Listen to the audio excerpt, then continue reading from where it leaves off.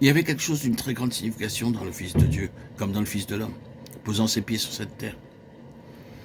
En citant le psaume 24, vous remarquez qu'il commence par « À l'Éternel la terre et ce qu'elle renferme ». C'est là le commencement de la première strophe.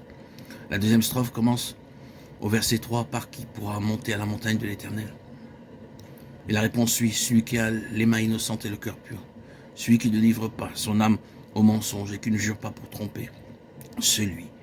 Il est celui, l'unique. » Puis, la troisième strophe au verset 7. « Porte, élevez vos linteaux, élevez-vous, porte éternelle, que le roi de gloire fasse son entrée. » Voyez-vous la progression? La terre est à l'Éternel, et il a posé ses pieds sur la terre. Il s'est bel et bien tenu sur cette terre. Il a vécu sa vie ici-bas, étant exempt d'un cœur et de mains souillées. Et donc, lui et lui seul est celui qui est digne de monter à la montagne de l'Éternel. Parce qu'il est venu ici-bas et a vécu et triomphé de la sorte. Les portes éternelles lui sont grandes ouvertes. Il peut entrer. Or le point est le suivant, la terre est à l'Éternel. Et il a posé ses pieds ici-bas sur cette terre et a dit, cette terre appartient à ce genre d'homme et le ciel l'attestera.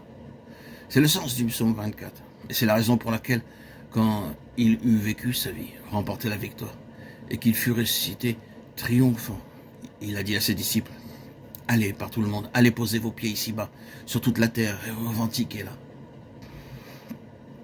C'est mon héritage par droit de création, par droit de rédemption.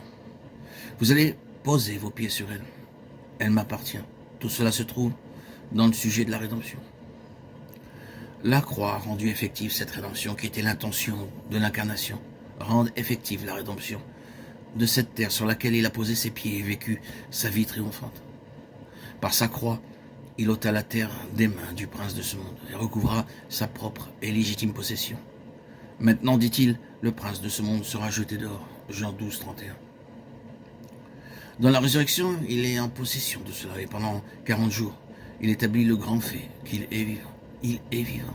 Il était mort et il est vivant au siècle des siècles. Il tient les clés de la mort et du séjour des morts. Apocalypse 1, 18. Et il établit cela dans le noyau de son Église, dans leur être même pour toujours. Et puis, il s'en va dans la gloire en leur présence. Et la chose entière, l'incarnation avec sa signification, la vie avec son glorieux triomphe, la croix avec sa merveilleuse destruction de l'œuvre du diable, la chose entière est prise et déposée au-delà de la portée de tout ce qui se trouve ici, homme ou diable, ayant pour but de l'endommager ou de l'altérer. Elle est déposée dans le ciel. Vous vous souvenez de ce qu'il nous a lui-même dit au sujet du ciel, où la teigne et la rouille ne détruisent point, et où les voleurs ne perdent ni ne dérobent, Matthieu 6, 20.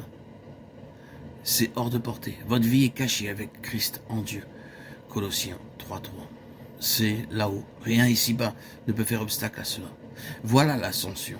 L'Esprit est venu comme l'Esprit du Christ glorifié dans le ciel et a été envoyé pour amener potentiellement toutes ces valeurs du ciel sur la terre, pour prendre en main la tâche de les réaliser dans les croyants de cette dispensation.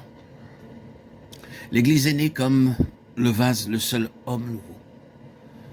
Prenons soin dans cette déclaration de ne pas parler de l'Église comme étant Christ réincarné.